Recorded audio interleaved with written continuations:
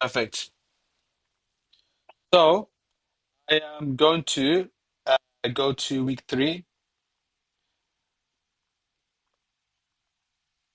Okay, so week three is about deploying a full-scale application. Okay, deploying a full-scale application. Now, you need to understand what is the full project lifecycle or the hierarchy, the architecture of a project. Yeah, does that make sense for everyone? So I will start. I want you guys to ask me any questions if you have any questions in between. Yeah.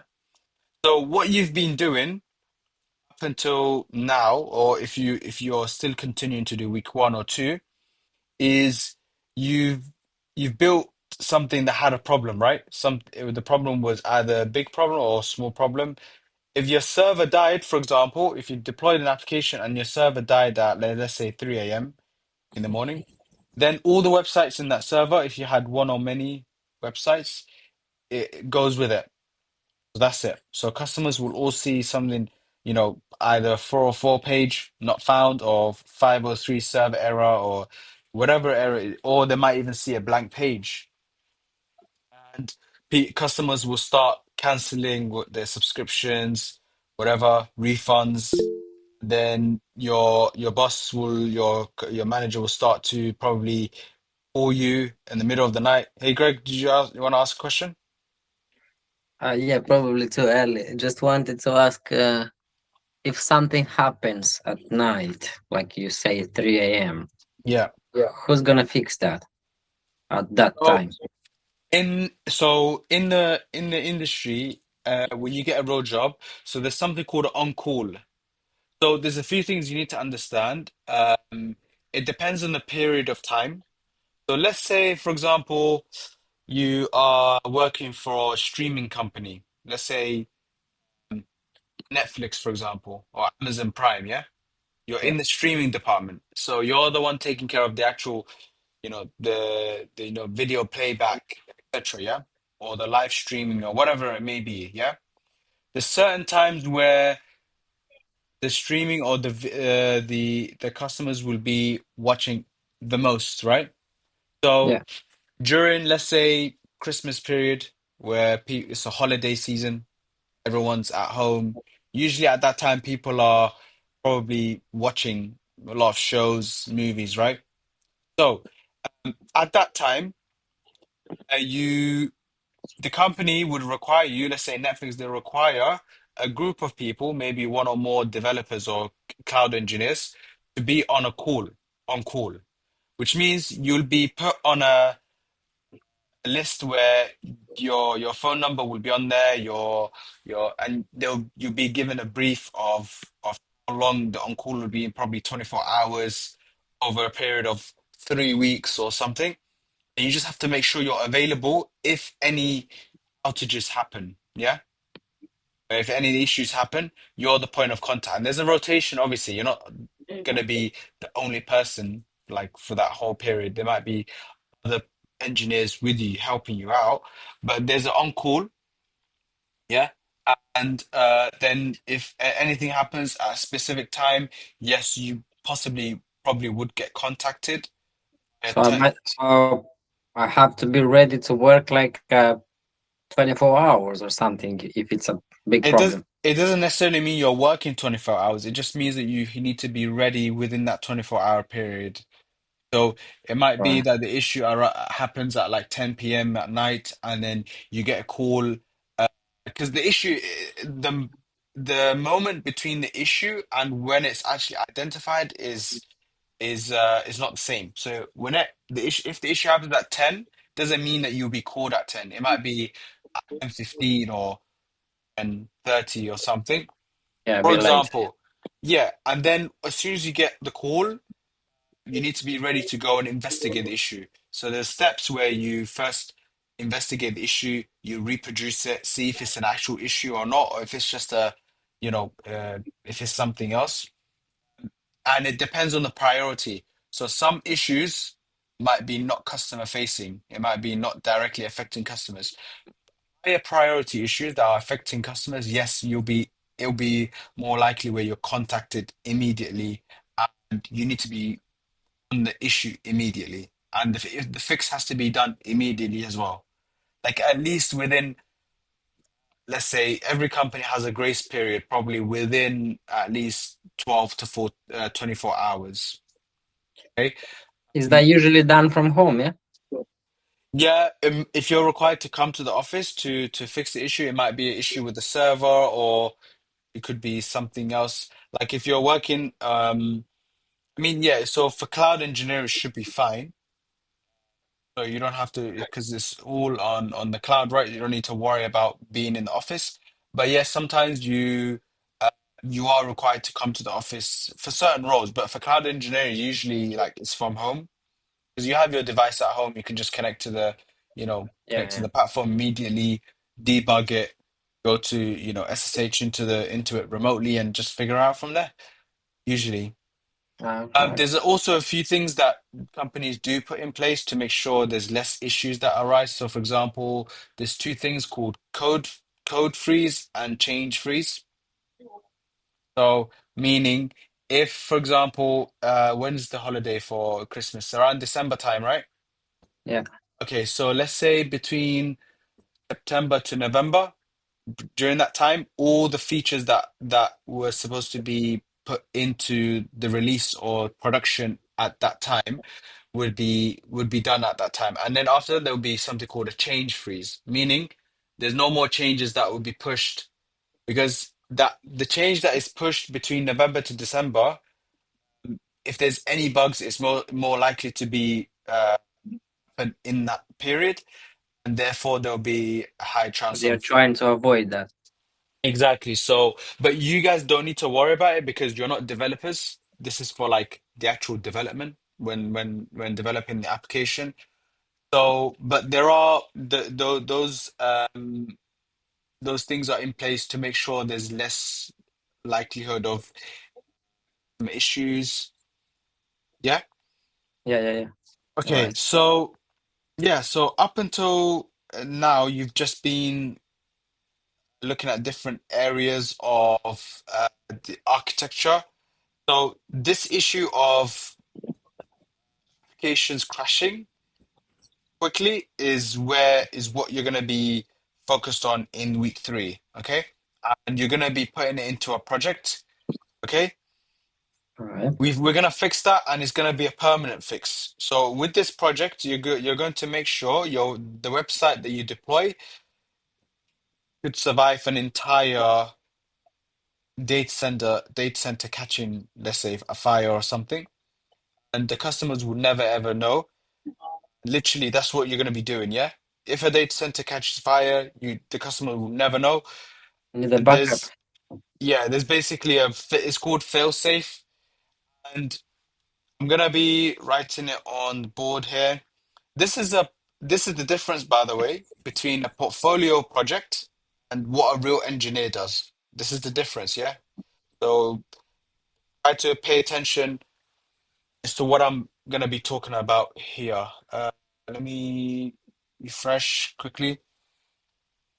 So there's something called high availability. Can anyone tell me what that means? What does high availability means? It can be accessed anywhere in the world. Yeah, if Yes. one server crashes, then there's another one to cover that. Yeah, both are correct. So it means it could be accessed anywhere in the world. That's correct. And also it means if one server crashes, then there's availability on another server. Yeah. So that's what we're going to be focused on today. We're going to Yeah. be focused on something called high availability, HA, yeah, for short. Availability. So both what you said, Azhar and Greg, I'm writing highlight high availability. Yeah. So let me make this real. Okay. Think about Netflix, for example. Yeah. Do you guys use Netflix? Does anyone here use Netflix or has a Yeah, Netflix account? I do. Yeah. Yeah. Have you ever had an issue where Netflix went down ever? And not down, but loading quite long. Don't know. I've had some issues, so I think not long ago Yep. Loading. it So there's a won't difference. open. Yeah, so there's a difference. So when I say it went down, so remember, in terms of cloud, you have the cloud platform here, yeah? This is the cloud platform, yeah? Whether it's AWS or Azure or whatever. The application lives on top of the platform, correct? Yeah. The app lives inside of on the cloud, correct? Would you agree? Yeah Up or inside no? of the cloud. Yeah. Yeah. So if it's a loading issue, that there's some issues that are related to the application. So if the application is slow or um, if the loading time is too long or whatever it may be, if there's a bug with it, you can't sign in. That is an issue with the app. Yeah, that's an issue with the app. I want you to remember. But from a cloud perspective, it means that whatever it's the foundation of it is completely gone. So you're not even able to. There will not be any loading at all. Literally, just see a blank screen. Yeah. Does that make sense? So Yeah. that's Yeah. what it means by like when I say when something goes down. So that's where like the thing that it was supposed to build the foundation that has the foundation is gone. So it's like you go into a house and you're basically saying, you enter the house and then the toilet is not working or like you can't flush the toilet or something. That's the issue with the toilet, isn't it? But if you Yeah. go to a house and there's not even a toilet on there, literally everything is crumbled on, then that means the construction is gone, right? There's nothing on there. So that's what I mean.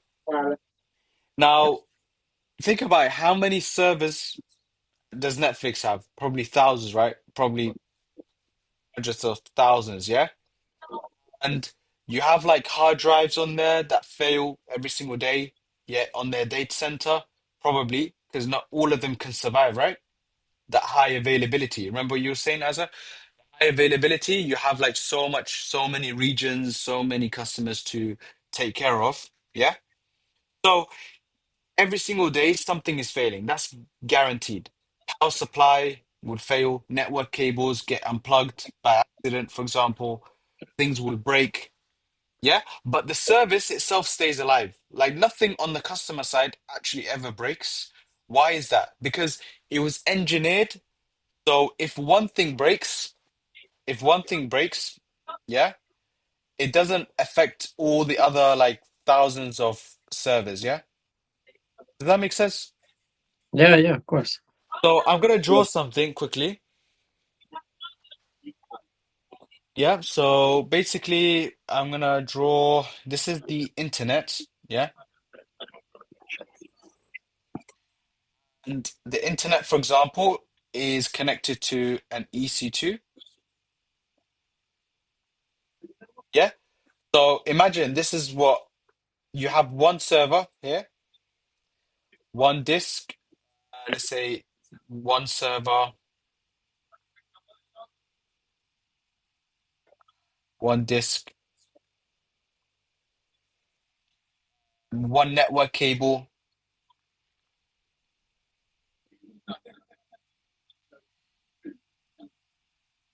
Yep. And one availability zone, yeah? One availability zone. For those of you who don't know what availability zones is, you will learn that in week 2.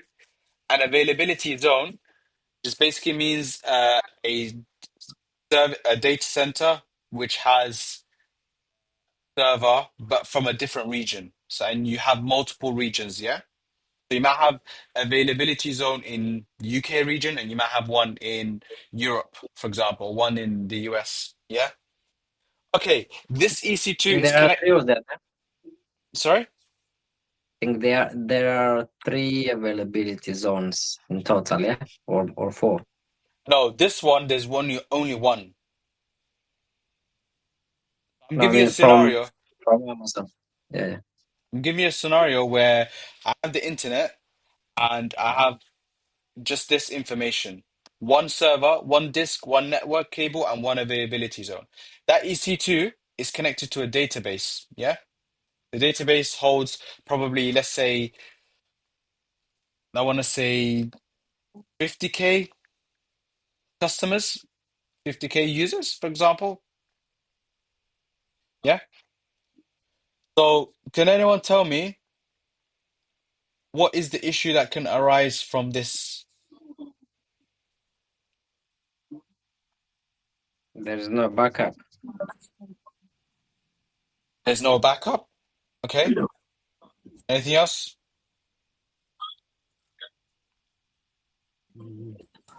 Technical glitch, because too many users will be trying to connect at the same time. Good. Yes. So there will be a vo like the volume of traffic.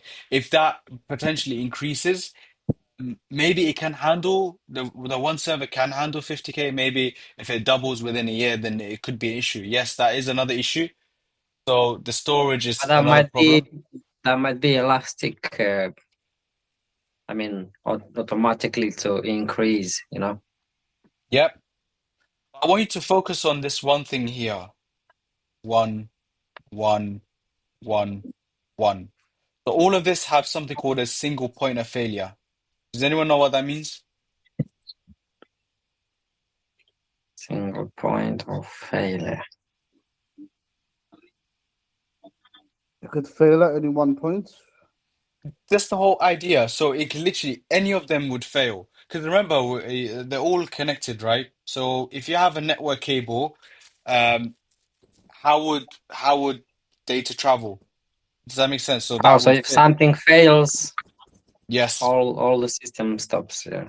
single point. Yeah. So because the fact that you have one, I mean, it will not. It will. It's not saying it will not work because it has the potential to work. Like Chike said, it might be that if the volume of users increase, then the storage might be an issue. But forget the storage for now. Just focus on just the actual numbers. So having one server, one disk, one network cable, one availability zone. I Yeah, forgot the terminology they call it, but it's the kind of a standby. But can't remember the actual yeah. terminology for it. So If what does that mean? Yes, if so normally network is configured to have a dual phase. So in case if one goes down, the other one will pick up, just like in Good. telecommunication. Yes, exactly. Yeah, that's another issue that this doesn't have. Yeah. So now let me build something that's a high availability. Yeah. Let me build another high availability one. Um, so let me erase this. Erase these. So what does a high availability look like? Availability, yeah. So I will draw this, and if you don't understand what any of the terms mean, please let me know. You might come across it in the previous week. So as always, you start from the internet, yeah. You start from the internet. That internet is not connected to an EC2 anymore, yeah. It's connected to something called a load balancer. Now, Chike, this is what I think this is what you were trying to talk about. Load balancer, which fixes that issue of that having a volume of traffic. Yeah, it's like a traffic. It acts as a traffic stop guy. What do you call them? Traffic traffic light. Let's say traffic light. Yeah, second traffic light. Uh, Commercials. yes, marshals. Yeah, it acts as a traffic light. So what does this mean? It means if I have right now. Let's say instead of 50K users, if I had 500K users, and this is not like a silly number. This might be, you know, such a big number for you now, but imagine like some companies have systems where they have millions of users entering and leaving per second or per minute, you know? Because you have to remember like there's millions of people. that are like logging in, logging out, doing different things at different time at the same time. Yeah. So this load balancer, essentially all it does is it routes traffic. Now, how does it route traffic? It routes it based on who's available. So you have one EC2, you have EC2, let's say EC2 1. Yeah, this is the first EC2, which is the first server, and then there's another EC2. So we have EC2 2, yeah, which is the second EC2. Yeah. Yeah. And it routes based on which one is available. So if this one has, has reached this capacity of, how many users it could take at that time, then it will route it to the other one and vice versa. Yeah. Now, these two EC2s will then connect to, let me draw this line again. It will connect to something called an RDS, yeah, which is another service, which basically is the database. Yeah. And yes, you are correct, Chike. There's two types of databases. There's an RDS and an RDS standby. Yeah, RDS standby. So RDS stands for Relational Database Service. So this is the standby one. All right, there is a non-relational, yeah? There is a non-relational one, but let's just say this is the relational one. So this is the primary database, and this is the standby one. Okay. So what does this mean now? So if I connect everything together. What does this mean? So first, the internet gets the traffic. The load balancer routes the traffic based on which server is available. Okay. And then the server, once it gets that traffic, then if it's retrieving data from the database, it then travels to the primary database. And then there's a standby one in case anything, you know, uh, if there's any issues with the first primary database. Whether they're relational or non-relational, that's the issue of what type of database. But for now, just remember that there's always a standby and there's a primary database. Whereas before, how many databases did we have? We only had one. So let's say, for example, it's still single point of failure because if I had all of this working, but then there's something wrong with the database, I didn't never had a backup database, right? So do you see there's an issue with that, and then that, reduces the availability. Yeah. Whereas now I have a primary and I have a standby. I should also note that the availability zone would be different. So let's say this one is availability zone A, and this is availability zone B. Yeah. Okay. Now there's two of everything, whereas before there was just one. Yeah. That's the whole secret. The whole secret is that there's two of everything. So if anything dies, the other one takes over. Yeah. Okay. So quick refresher again, just so those who didn't come across the availability zone. Availability zone is a region. Like for example, London. There's like it says EU West 2, and it's split into two different, basically physical buildings, mainly meaning two different data centers. Yeah. So there's only one rule of high availability. You never put both EC2s in one in one availability. Why is that? Can anyone tell me why I should not put two servers in one availability, two EC2s in one? I've split them into two availability zones. So one is in zone A, the other one is in zone B. Because if It's for failover. Yes, good. So Greg, in did you case want to? of Availability zone goes fire, down. if there's any fire incident, Yep, yeah, that's it. Yeah, so there's literally a failover, right? Just to be fail safe. One yeah, server in one availability zone will always give you a single point of failure. Multiple servers in one availability zone will still give you a single point of failure. You might think, some people might think, oh, there's two servers though, but then it's still under the same availability. So then you're still risking, yes, if that one, let's say the availability zone was okay, but then the server crashes and you had one extra, that's fine. But I'm saying, what if the data center crashes, the whole like availability? Then you're risking both of them to crash. Do you get it? Yeah. So having both of them in two different zones is what makes it high availability. Okay. Sorry, can you mute yourself, everyone?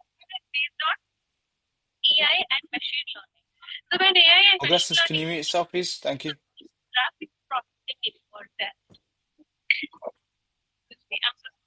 Augustus, can you mute yourself, please? Yeah, I can hear you. Can you mute yourself, please? There's quite a bit of background noise. Really? Sorry about Okay, thank you. Okay, so now the database. Let's go into the database, yeah? This is what you need to understand for lab one. I go to the labs, I go to database, yeah? This is what you need to understand. Let's start with database. So, database, because honestly, database is the hardest thing to make highly available, but it's actually the most important. But why is it high? Why is it the hardest? Like out of the servers and the ALB, why is database the hardest thing to make available? Can anyone tell me? Does anyone have reason why? Any potential reason why? Is expensive or Yep, yep. It's very expensive.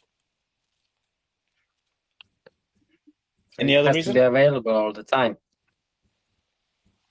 Yes, but why is it the one that is the hardest to make available all the time? Because everything is, I don't know, it's in there, all the information. I Yes, don't know. thank you. If a web server dies, you could just create a new one, right? You could spin up a new web server in probably less than a minute, right? Go into your console, create a new EC2 instance, connect it to the right zone, etc. If you get called for a serious incident, whatever time, let's say 3 a.m. in the morning, you get called for the incident, and they said one of the servers died. You just go spin up a new one, correct? You wouldn't need to like do too much work, right? But if the database dies, that's where all like literally customers' information lives, right? Every order, every single password, every transaction. If the database disk crashes, um, and you don't have a backup or a standby, your business is basically dead. There's not even, it doesn't matter if it's down and you spin it up for an hour. After an hour, you fix the issue. How are customers going to even go back in?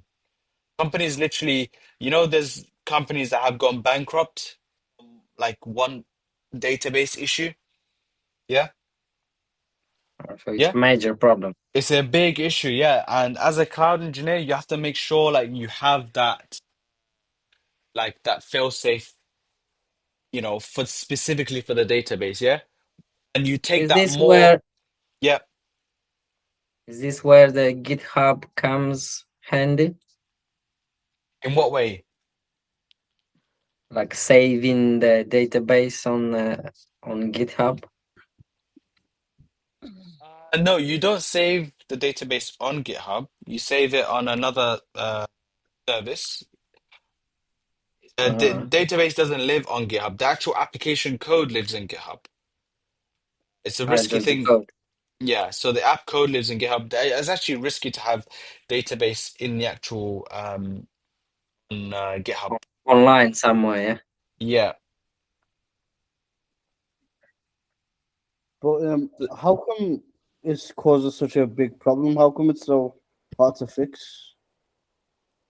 It's hard to fix because, like I said, it's hard to set up a new one. Because Okay. imagine you have a database. Let's say, for example, you've had a business. You're working for a company that they hired you to be a cloud engineer. That company had been in business for maybe the last 15 years. Do you know how much data they would have gathered? Yeah, a lot. Yeah. For them to risk that data being lost. Because remember, that data is also used. They do things like analytics on that data to get more new customers. There's a lot of use cases that they have for that data. And data is the thing that drives everything now. The whole AI and machine learning and everything comes from data. So companies are way more like they do their due diligence on around data the most, yeah? Whether it's to make new money or whether it's to make it more highly secure, yeah? Yeah. And it's not even a case of like, okay, you can even get customers suing you or like making a lawsuit for that, you know? Well. Mm. So it's a big issue. So as a cloud engineer, this is a very important thing to make sure you have that set up by if like I said, if you don't have the correct requirements, don't just set up anything blindly. Don't just say, okay, we need to have this relational database. You don't know if the requirements is a relational as a relational database. They might have a non-relational database. And yeah, Greg. Yeah, quick question here. Yeah. If we have the uh, primary, uh, how do you call it, relational data Yep. center, yeah, Yep. the last box, yeah, Yep. the standby service, yeah, Yep. or server, can we have it somehow separate from primary, like on a different availability zone, or So it's yeah, not. I get what you're trying to say. Um, so you're basically saying, can we have it on a different availability zone, meaning not in one region, but have it in multiple regions? Yes, you can. yeah, Multiple yeah. multiple having it on multiple availability zones is actually what's required. Yeah. So multi AZ RDS. So if you have it, I just drew it out in this box as like having a primary and a standby. But yes, it will be, the primary one would be on one availability zone, and the Standby. secondary one or the standby one, yeah, would be on the other one, on the other availability zone. So here's what it would look like. Let me draw it out 1 second. But that would be more secure, isn't it? Exactly. Yeah. So let me draw it out properly. Give me 1 second. It will look something like this.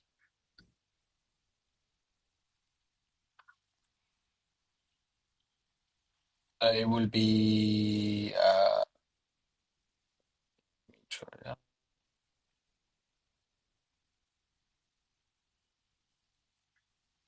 so this is where the primary lives.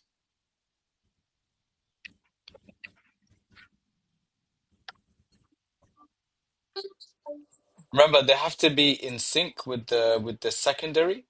So we'll have the standby one here.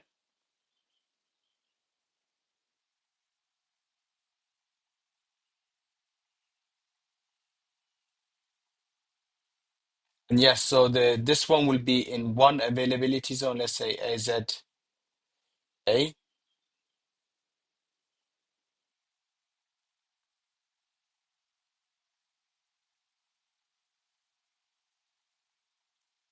AZB, yeah? And then that way, AWS or whatever cloud platform, it will pick, it will basically pick, it will pick the primary first, yeah? And then if the primary fails, yeah, then it will transfer that data to the secondary or the standby. Yeah. Does that make sense? Remember, one thing to Yeah. remember is, or actually, this is a question for you. Would it be in the private subnet or public subnet? Does anyone The know? database in private. Thank you. It will always be in the private subnet. So when you're configuring it, if you accidentally put it in the public, that's very dangerous. You're making it available to the internet, basically. So that's highly, highly dangerous. But yes, to answer your question, yes, it is in the in the two separate availability zones. Okay? Yep. Thank Okay, you. perfect. So let's move on. So let's move on to the next section. So now you understand that you need to have two of everything, right? Now we know why databases are important to make sure you have two of that before even making sure the servers have a double. You need to make sure the database is set up properly. Think of your web servers as well as waiters in a restaurant. That's all. That's the way I think about it. So if this waiter, if one waiter automatically, I don't know, just has a sudden heart attack, you just grab another waiter. The restaurant keeps going. Or if this waiter had a bad day or they weren't in work, they had, their shift, they didn't have that shift that day or something, then the restaurant could have another waiter ready. But the database is the kitchen. So without a kitchen, can there ever be a restaurant? Or can there be like, even a No. restaurant or, right? If the whole kitchen burns down or something, you don't have any backup ingredients, yeah, to even like make anything. Doesn't matter if you have 100 waiters, it doesn't matter. So your kitchen is just gone, which is the same idea with databases. So, like you said, Greg, it has to be in different availability zones. That's exactly what's here, and it's synchronous. Yeah, what does synchronous mean? Does anyone know? What's on one server should be on the other. Yes, No? yes. It has to be the same. Why is that important? Like, what's the purpose of like having it making it synchronous between each other? So it's the backup. Exactly. It's Mm. essentially a backup. So if every time AWS chooses the primary database to store the data, as soon as it writes into it, it also writes into the standby has a copy of it, but it's invisible because the one that's connected is the primary one, yeah? This one is invisible because it's like just in case anything happens, but it has the exact same replica or data as the primary database. If you So what don't go ahead. what does asynchronous mean? Asynchronous means that it's not synchronous. It's not like connected together. Oh, okay, Yeah. cool. Yeah. So it doesn't have. So basically, synchronous means all the events happen in sync. As soon as soon as one gets, makes a process, or if in a database, in the database, let's say user logs in, so it creates an account. That account obviously goes to whatever user table or customer table, right? The details go in the customer table. Yeah. Mm. And as soon as it goes into that customer table, the standby database also has a customer table. Yeah. So that data also gets written in there. Yeah. Mm. Whereas asynchronous means that it's not synchronous. It doesn't happen at the same time. Yeah. Mm. So it means that it's out of sync. So you probably have to manually do it, probably. Yeah. So you can never have that with this because imagine if the primary database fails, you'll have either missing data or no data written on the standby one. So how can it ever be a backup then if nothing's written in there? Does that make sense? It's all about backing up. So Yes, backup basically. It's all it is, yeah. So if you look at this carefully, you only ever talk to one database because Amazon, AWS or whatever platform will give you a DNS, a single DNS endpoint, something like, for example, mm, it'll give you something like mydb dot xyz, for example, dot EU West. Remember, this is the region, yeah? This is the Mm. availability zone. Dot DS .amazon.com, yeah? .rds.amazon.com. Yeah? So this is the DNS endpoint. You connect to that and that's it. You don't know what the physical database behind it is, and you don't really care to be fair. Yeah? Okay, behind the scenes, however, Amazon is running two of them, both of them. Yeah? And the primary AZ here, that's the one actively serving the server queries. So when you're, let's say this EC2 one is connected and it's querying something, like let's say customer is logging in, it's querying the customer login details, right? Like email and password to check. Yeah. And it's querying that. It goes and fetches it from this DNS query, and then this DNS query allows access to the primary database, and that's how the query is served. The standby one, however, is invisible. But if the query fails for whatever reason on the primary one, then it gets copied it gets sent to the standby, and therefore the standby then acts on that query and then sends the data back without you having ever knowing which one is being queried. Yeah. You're assuming that the first one's being queried, but if it dies, it doesn't really, you don't get shown. Yes, of course, if you have access to both, then you would probably know. But I'm saying from a customer's point of view, they wouldn't know which one is sending the query back. They just wouldn't know. So Can we add a load balancer here between primary and standby? why would you need to add a load balancer? Well, for example, if there's a lot of traffic, yeah, like you say, log in and out, and the primary server, let's say it's full, I don't know, like Okay, that's a good question, but why? it can go to, yeah, the other one. Where does the traffic event come from in the beginning? It's from the availability zones. I don't know. Where does it The come from? load balancer, No. internet load balancer. Yeah, so the traffic comes from the internet, right? The users are coming from the internet, correct? Right. Yeah, Mm. So if the database lives at the bottom of the architecture of the list, do we really need the load balancer here? Because the load balancer would already have done its job in the beginning. The traffic doesn't come immediately here. Like you don't get users like, you know, entering, like trying to add, because remember the database is again in the private subnet. It doesn't have access to the yeah, internet.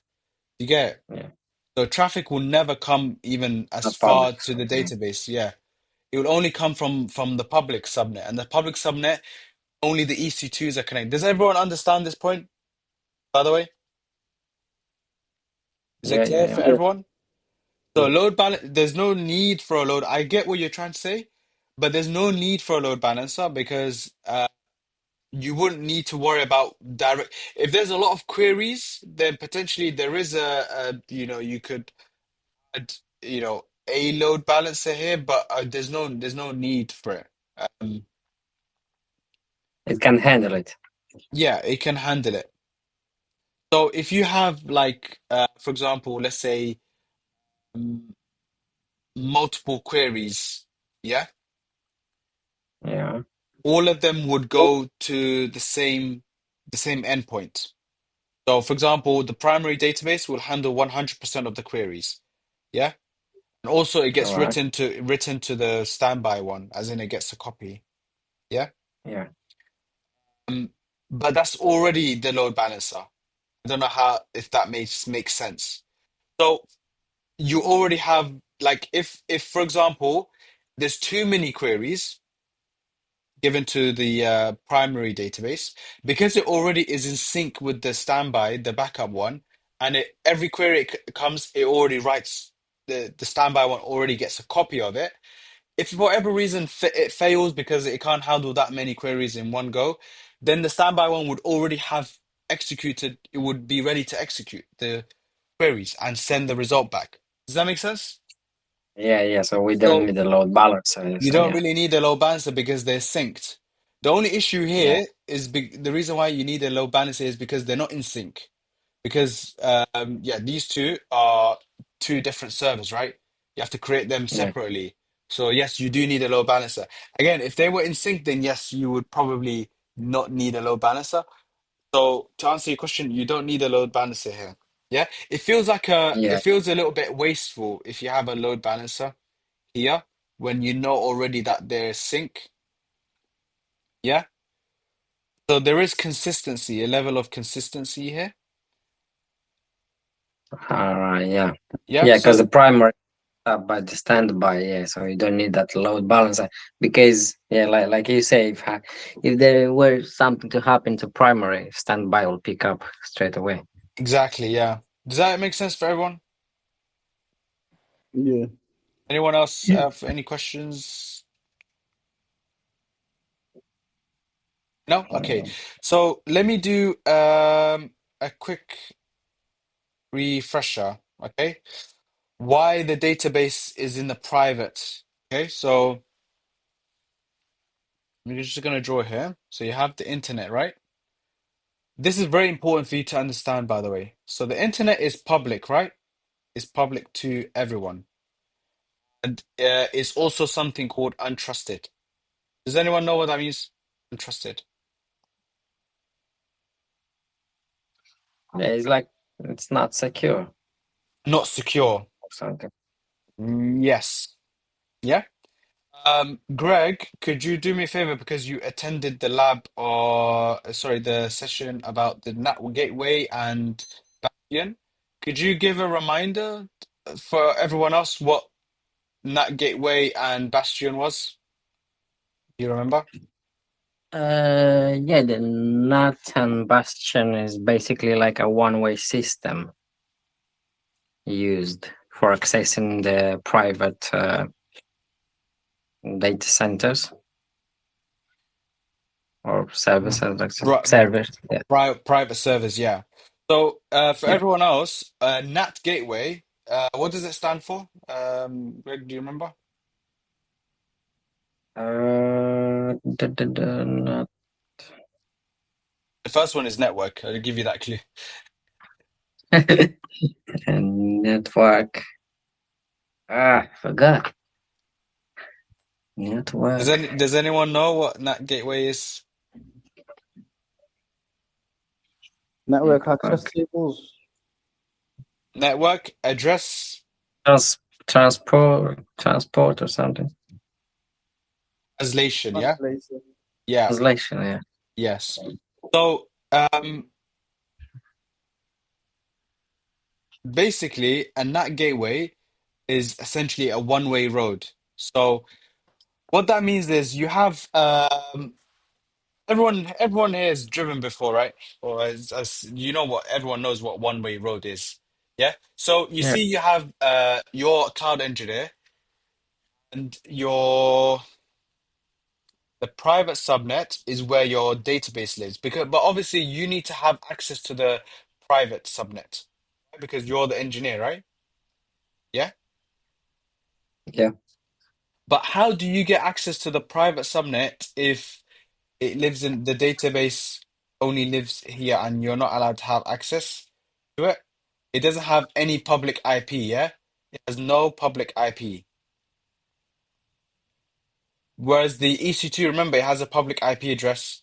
You can access it, but the database has no public IP. So the NAT gateway is responsible for you to be allowed to enter the private subnet. Yeah. So it's like a one-way road. Let me draw a one-way road. There's like one-way road where there's no going back. Like one of these roads here. I don't know. What image should I find? Let's say this one. Let me copy this image. So this like a one-way road. Yeah. Um, make it bigger and switch it the other way. You get the idea. One way, yeah? One way from from the public to the private. As the database has no roots. That's the only reason why you need the NAT gateway, yeah? Basically meaning you can't reach it from your laptop. The internet cannot reach it. Yeah. So there was another term. You mentioned this earlier, Greg. Can you describe what a bastion was? Bastion server? I think Bastion is like a middleman, which you go to the private server without actually, saving the info, the login details. You just go through. It Yes. helps you to pass through.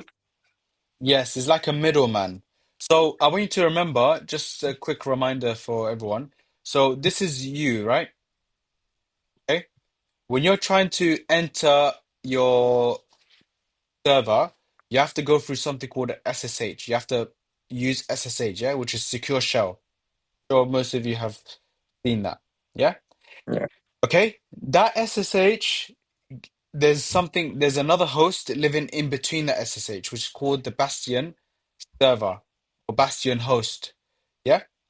That Bastion host then does another SSH, copy of the first SSH, and then that allows you to access the privates. Why is it not good idea to bypass the first one and just go straight to private, your private server? Can anyone, Chike, do you want to tell me? Why can I not Why cannot? bypass? Uh, Think of security. Because the Bastion is a one way as well. Yes, it's one way. I think it's because of because it's using secure network. Good. Okay, there's another key thing, and it's something to do with security. The encryption, yeah, Good. Yes, perfect. That's exactly what I was looking for. The keys, yeah? yeah, When you have your server encrypted, Amazon, remember, keeps public key and you keep the private key, right? yeah, Right. So if you were to directly access the private server or your database, it's not safe for you to expose because the Bastion host lives where? You're trying to access the private subnet inside of the public. So would it be Yeah. safe for you to have the private key exposed here? No, right? yeah. Exactly. So that's why you have to have the Bastion. So the Bastion then carries that private key. So it has your private key and it does its own SSH. And that way that SSH that carries a private key goes to the private server. And that way you have access. Yeah. If you directly did it from the public and you SSH directly to the private server, then you're risking your private key being exposed. Do you understand? So that's why it's like Bastion server or host just basically carries the key and then takes it to the private server and unlocks it. You know? Does that make sense for Is everyone? Bastion like not gateway? Because NAT gateway is like giving they you the can do road. the same, no? No, no, no. NAT gateway is giving you the way to go. It doesn't really carry anything. Not responsible for that. NAT way is giving you the tunnel. Like the it's like giving you the road to enter. Or is opening the door and then the Yes. Bastion is Yeah, the taking it. Bastion is like the host that carries the private key. NAT gateway is just giving you the way to access the private subnet. It doesn't really do anything other than that. But Does that still, make it's sense? secure because it's a one way. Yes, exactly. Yeah? Why we? So, right, okay, yeah. Yeah. So NAT gateway does the traffic only in one direction. Yeah? Yeah? But it doesn't carry the traffic. No. It just allow you to go there. No, it allows you to go there, yes. And then Bastion comes. All right. Does that make sense for everyone? Yeah. My question is Yeah. it like something like VPN? Yes, yes, that's a good way to think about it. Yeah, it's like VPN, yeah? Okay. Okay. Does anyone have any questions? It's like on that point about the VPN, yeah? So NAT and VPN, there's a bit of similarities, but there's a slight difference. Okay, so basically VPN and NAT gateway, they sit between two networks, sorry, yeah? So for example, NAT gateway sits between private and public, same as VPN, but sits between two, private or public networks, yeah? They're both traffic forwarders. They forward traffic from one place to another. Yeah, The key difference is that NAT gateway is one way, yeah? yeah, VPN is both ways, but the thing inside of it is encrypted, yeah, whatever's going inside of it. So that's the main thing. NAT gate, Encrypted where inside of the VPN? yes. VPN Both of gateway them. is encrypted because it's traveling through public and private, right? Does that make All sense? right. Yeah, yeah. Cool. So NAT gateway, every single like server should have a NAT gateway. Um, and it's very, very important for you to understand why we need to have a NAT gateway. Does everyone understand why we need to have a NAT gateway and what's the purpose of it? Does everyone need to understand? Any questions before I move on? So the NAT is to secure the private subnet from public, from the internet, yeah, Yes, from the exactly. Yeah. direct. Yes. So you can be allowed to enter, but the problem is not having anything come out. So, as Yeah. you enter from the public subnet, you enter to the private subnet, but the problem is we don't want anything to come out of the private subnet, any data to come out. That's why it's only one way, right? You can't reverse back or you can't like make a U-turn and go back. It's not possible. That's what it's Yeah. protecting from. And even if you wanna go like a U-turn or something, you have to go through the bastion to use the bastion, It's yeah? impossible. Yeah, you not you it would forget the bastion. It would just be impossible to even make a turn back. Yeah. All Okay. right. So, Okay, so the database we just covered has no route to the internet. Production databases are never ever directly connected to or exposed to the internet. Does everyone understand the difference between environments? Production, when I say production environment, development environment, does everyone understand what I mean by I that? can elaborate a bit more. Mm. So when I say production environment, so there's different types of environments. Um, Production is something customer facing. Yeah. All right. So there's three types of environments. I'm just gonna walk you through. So this is part of development, but you guys probably don't really need to tune, but it'll be good for you to understand, yeah? Right. So you have something called source code. So you have the code, yeah? The application code or source code. Yeah? The source code lives in what we call a development environment because you have to develop it inside of in in your local machine, right? You test it and everything. Correct? Everyone Yeah. agree? Yeah. Yeah? Yes. Yes. So you have the development environment is essentially like the playground, like, essentially where you try things, you break things. Yeah. This is where like the developers actually, do their checks, things out, play around with it, etc. So when you're accessing things privately in the development environment, it's completely fine. There's no issue with that because you're developing. Yeah, you're at that stage. The next stage is called staging. Does anyone know what staging means? Has anyone come across it before? Is it like Kind of testing? like getting it ready to push the code. Yeah, yeah, that comes from GitHub.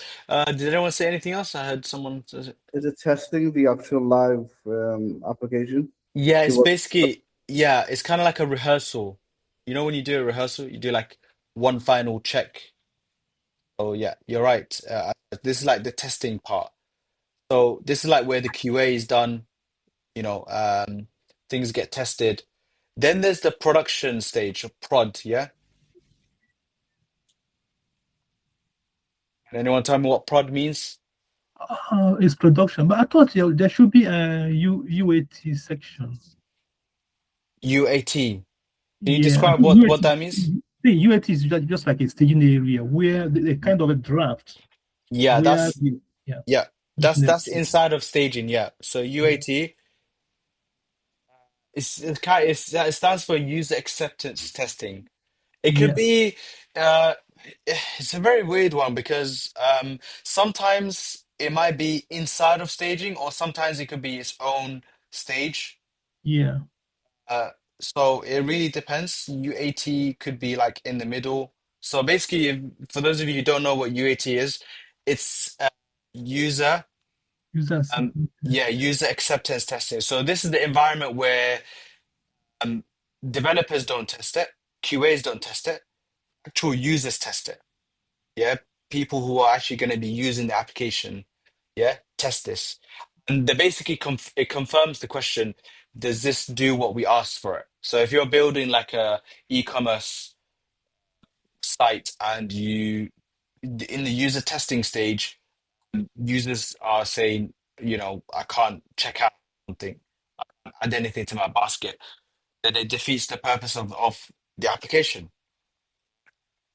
But like I said, it's like a business sign-off section or stage, basically saying, is this what we ordered? Is this what we were, you know, tasked to build?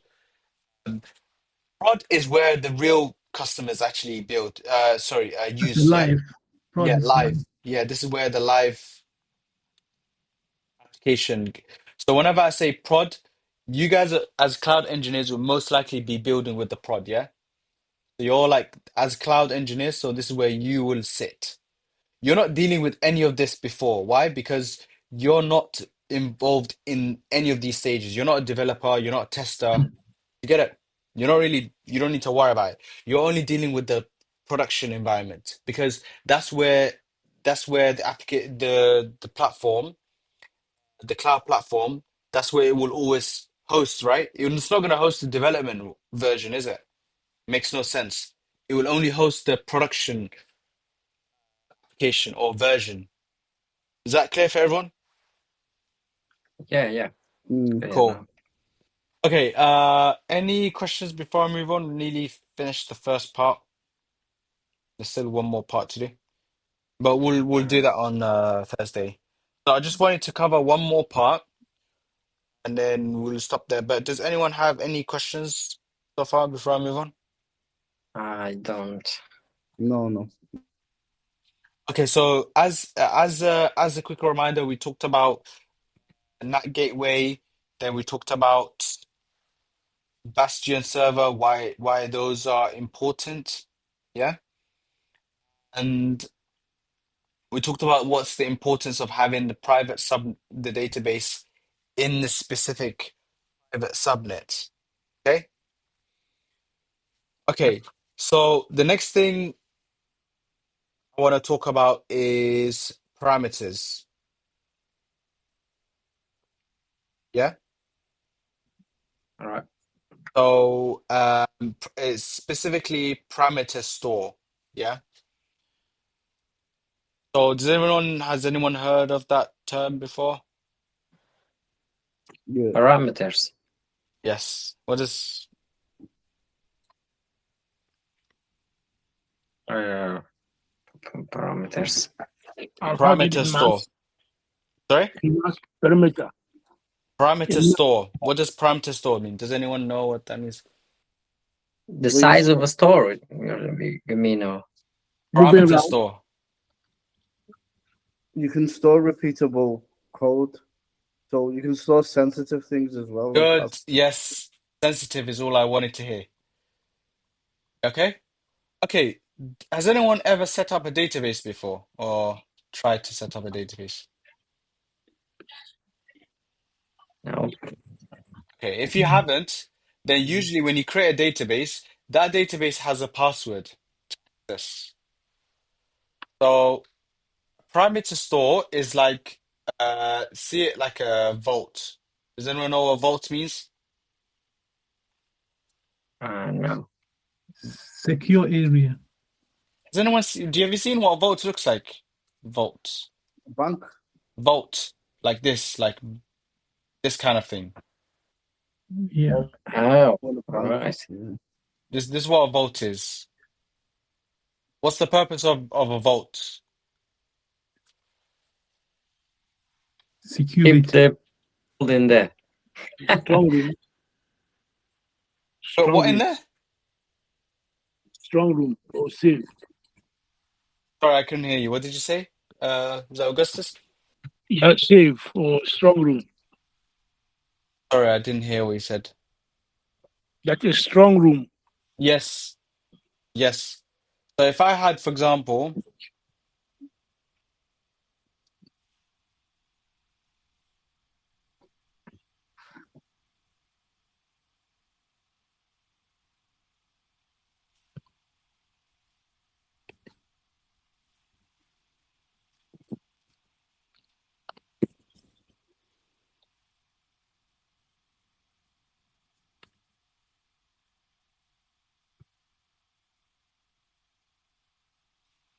Need a pen. hmm? We need a pen. Write it Yeah, down. yeah. So imagine I had a password, yeah. Okay, so you had in the application. By the way, this is you might not ever be worried, have to worry about this, but you have the application. You write in your code DB password. This is obviously the database password, and you write the password here. You commit to GitHub, and then some bots, like people, some from outside, would scan GitHub for passwords. Your database is basically still stolen and owned within 4 hours. Your AWS bill goes to like maybe, I don't know, double the amount. Maybe if you're paying 10,000, you're paying 50,000. The company's paying, obviously, not you, because they used your account to basically, like, I don't know, do something dangerous with it, like mine crypto or something. You might think this is like a made up scenario. It's actually real, except the last bit. I don't know what they use it for, but the first part is real, meaning there's literally bots. Yeah, everyone knows what bots are, right? Yeah. Yeah. So there's these bots that scan GitHub for every public repository for passwords and keys, AWS keys, private keys. Yeah, and literally within minutes, your passwords are stolen. Does that make sense? Yeah. They are stolen and changed. Yeah. Probably changed, I don't know, sold. Like I said, it's like a lot of things could happen, right? Whereas the correct way of doing it is to use something called a parameter store. Yeah. Yeah. So I'll show you how that works. So a parameter store. So it's on AWS Systems Manager. Yeah. Sometimes it's called Secrets Manager. It's essentially a vault, and essentially you can store things. For example, you say my app or slash db or slash word, yeah, and then you can store whatever password, yeah, in there, yeah. Or you say, for example, forward slash my app. This is just an example of the application, right? Quick question for any of you guys: who is responsible for giving the keys?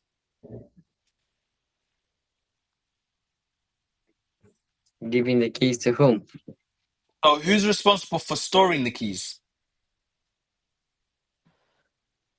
Is it the Uh, developer or the cloud engineer? Cloud engineer. Okay. Who's responsible for giving the keys? It's cloud engineers. Are you sure? Yeah. No, sorry. Explain. Oh, sorry. The owner will they will say to handshake. The owner will have a key that you use to enter the cloud. So if I'm correct. So, So the developer will when you sign in to the cloud, yeah, you will be assigned a unique key, which you can only use, and you can only use it. You are the only one that has that unique key to access information in the cloud. good. But the one who's responsible to give you the keys is not necessarily you. It's the developer or the business. The business, yeah, Yeah, so that's the requirement from them, not yeah. necessarily from you. No, it's So not. yeah, so for the sequences, the first thing that happens is the application starts. Application starts, then it asks parameter store, which is the AWS Systems Manager, which you know how to set up parameter store, and then you'll ask it. For example, you'll say, "Give me my app db dash," for example. Yeah, and then does anyone know what IAM is? IAM? Yes. You remember? Yeah. Yeah. Can you remind everyone what IAM is?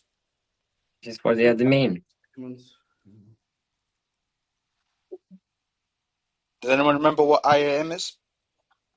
It's identification, access management. Good, good. Yes, so if you can't just access anything in the vault. You have to be given permission first. You understand? You have to have the right access rights, permission. So I've stored two things. I've stored instead of the value stored in this path. So this is what I'm asking for. I'm saying give me this one, which is supposed to give me the password of the database, right? Yeah. And the IAM checks your permission or your rights. You're allowed access or not. If you're allowed access, then the password is fetched and is never stored in the code, yeah? Whereas before it was stored in the actual code base. Never on GitHub. And it's all stored in the secrets manager or systems manager, basically a vault where, and it's completely free, by the way. It's not a service that you have to pay for. You know, like EC2, you have to pay for per storage, you know? What else? RDS, even database, you have to pay for it. A secrets manager is not free, it's not, um, there's no cost to it. It's completely free. It's built and you store the password once. If you ever need to change it, then obviously the right person with the right permission will change it. But the main important thing is just because it's stored in the secrets manager doesn't mean you're allowed access and anyone in the team is allowed access. You know? Sorry. Yeah, go ahead. Um, I thought Systems Manager was free, but Secrets Manager you need to pay for because it automatically rotates the passwords. It rotates the passwords. Yes, that's correct. No, it should be free. Oh, even Secrets Manager is free as well. Oh, okay. I thought you had to pay. 'Cause- 1 second, let me double check. Maybe it's changed. No, you're right. It is paid. Sorry, I just checked the documentation. The systems manager is free. You're yeah. right. Thanks for pointing that out. Secrets manager actually costs I think I can't remember, a couple of cents, I don't know, a month or something. But you get the idea. The full picture is that the secrets manager, sorry, the parameter store or the systems manager is free, but that's also paid as well if you wanted to go for more advanced features, by the way. But the secrets manager is actually paid, and if you make calls via the API, it's completely paid. It's not free. Yeah. Okay, we'll stop here. We'll do the other half. We still have another half to do for Thursday. So yeah, we'll stop here. I will ask for a quick. We'll have a quick